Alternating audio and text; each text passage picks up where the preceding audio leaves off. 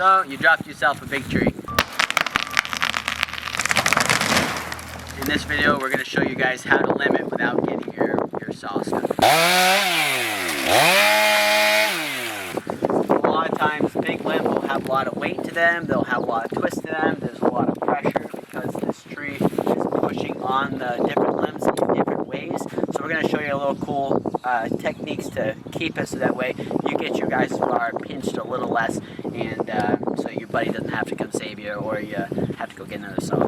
When you're looking at a tree like this, a lot of times I like to do the ones that are up on top first, and then work down kind of succession of the log. The ones that are on the bottom are sometimes you're going to be able to cut, sometimes you're not going to be able to cut until you sever the logs in a couple pieces here and there. So we're first, these two branches here, they're not touching the ground at all, so you can actually come from the top and go straight down. The ones that are on the bottom, there's a lot of up pressure because this tree is pushing down on the limb, so I'm going to go underneath this on that third limb. I'm going to go underneath it and cut from the bottom. If there is a large limb that was bent over and it has a pretty good size roll to it, then you're going to have to do kind of multiple cuts as that branch starts to roll. And I'm going to see if I can find one here to show you what happens. I like to stand when you're looking at the tree. I like to stand on the left-hand side so that way my chainsaw stays nice and close to, and I can make nice flush cuts. If I was doing the same thing on this side over here, if I was going in this direction, the bar is farther away from the tree on this side. So a lot of times you approach it so that way you can cut so that the saw stays nice and close to the tree. And if there's a branch on the other side, you can get that when you're coming on the way back, or you'll have to cut with the top and kind of keep your limbing in this direction basically. So as you're cutting and as you're doing things, always kind of keep an escape route, because this tree will want to roll one way when you start to relieve pressure, or the branches will have some spring back to them, or when they come they want to fall at you. So this is where you're going to be kind of careful and kind of be agile with those cat-like reflexes. Don't rush this, because this is where a lot of people get hurt and get pinched and get stranded in the woods.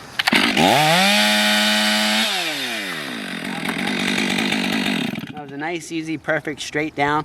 This one's going to be in the same exact situation. It's going to break a little bit and it's going to split just because there's a lot of weight out there, especially. I'll go slow and I'll cut it nice and slow and we'll see what happens. And then I'll cut another one kind of fast.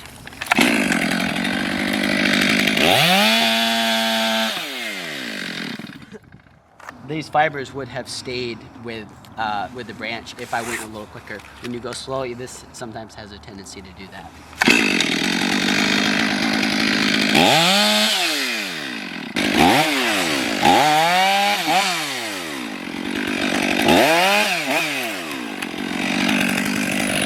On this branch here, I'm going to go nice and slow, and I'm just going to cut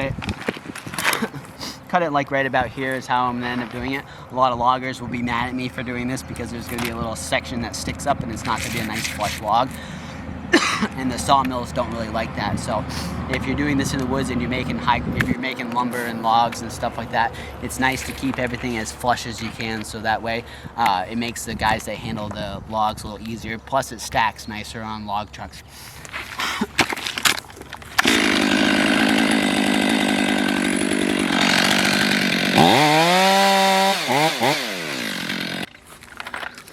And this limb here goes from one side to the next side. I'm not going to go underneath this and cut it. I'm going to come out here, because if anything happens, it doesn't pinch my saw, doesn't pinch me, and I can cut that later. It's better off getting it disconnected and everything as much as you can within reason.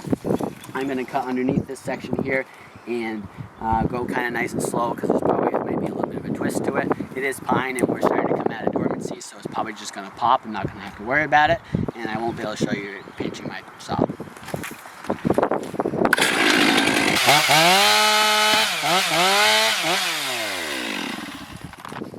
And that you saw it kind of bust and move a little bit and vibrate. That was the fibers breaking in it.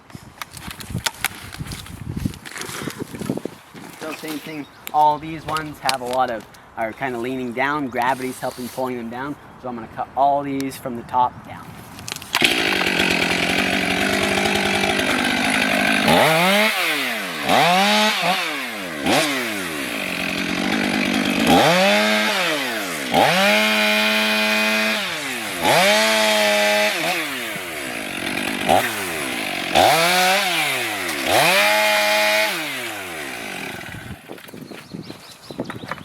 So on this branch, you saw I did a slight bottom cut and then I did a top cut.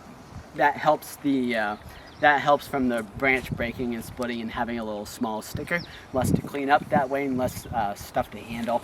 If you end up going too far into it, what it can do is the branch will pinch your saw and you won't get out. And I'll do that on this branch over here, and then I'll show you how to get it out.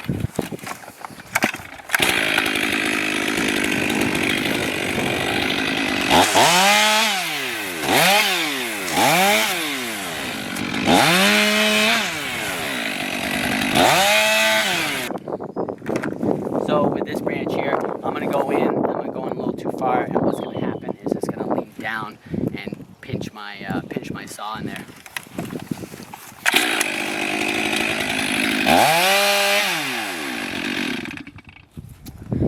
So in this situation, a really long branch or a branch that is too much for you to handle, a lot of times you're just going to have to get another chainsaw and cut on the top over here and the thing will fall. But what I can do with this branch is it's in a nice area. I can just lift up and my saw will come right out. You can only go in about a third tops before a branch like this wants to catch you. All depending, situational of course, all depending on how much weight the branches have and if they've got leaves or needles or anything like that.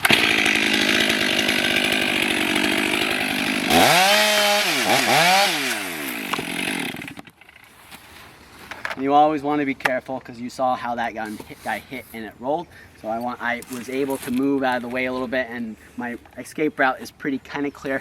It's hard with a lot of branches and stuff because those get cleaned up after they get limbed. So you have to kind of just be agile in a situation like this. This guy here has a lot of down pressure, but on the very, very tips of it, it's touching the ground and making contact with the ground. So to be safe, I'm going to go nice and slow on this bottom cut here to see how the branch reacts. And if it has more up pressure, I should be able to just continue all the way through. And if the cut doesn't open up any, then I'm going to come out and then cut it from the top.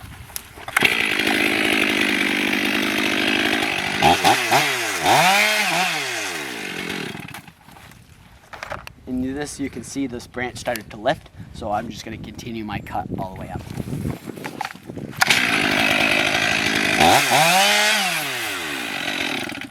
And we'll do this one here in full speed.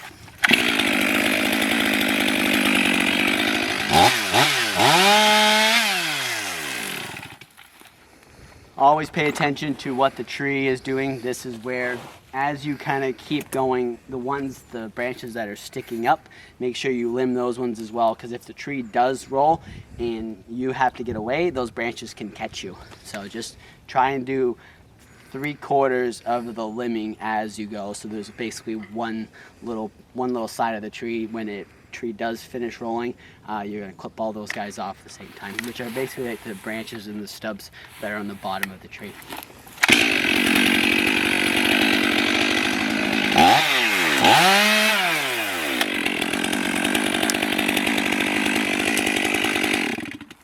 This branch here has a little bit of a sweep to it. It's got a little branch that's touching over there, so I'm going to go the back side, kind of around the corner a little bit, and just slowly cut that, see what happens.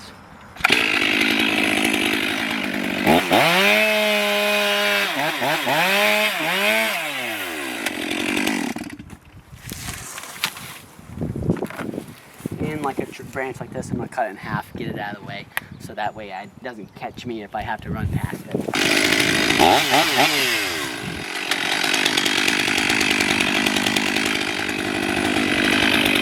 As you're cutting a branch, if the cut's continuing to open while you're cutting it, keep going. If it's starting to close, stop and go on the other side.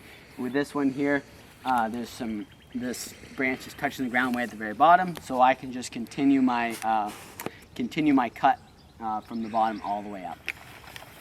And just watch it and keep paying attention to the cut, but also pay attention to the tree so that way if anything happens, you're ready for it.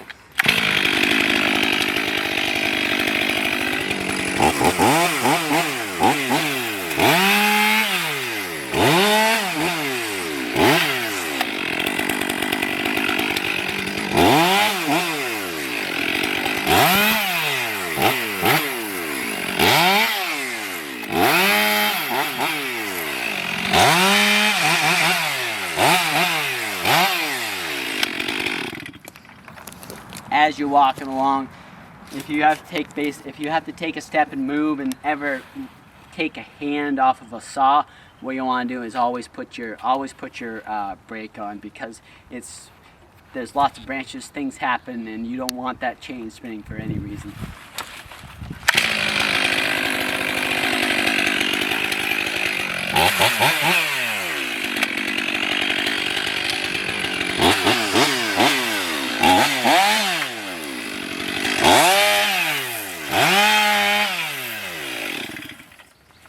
Around the knots, a lot of times what they call is reaction wood. The cells that make up for that, all that weight, there's compression wood and tension wood in there depending on the species of the tree that you're cutting. So a lot of times you'll see me come out, I'll cut farther out the branch to get away from that reaction wood because it cuts much quicker. So if I want to sever a branch really quickly, I'll come out 6-7 inches or whatever, cut it off, and then I'll finish cutting the branch nice and flush after that weight is off so it doesn't pinch my saw.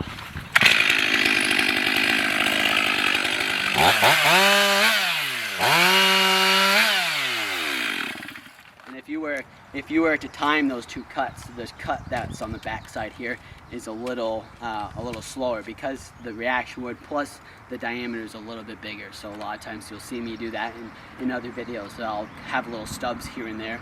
It makes it so that way I'm a little quicker. The ground guys, so a lot of times don't like it, but that's part of the job.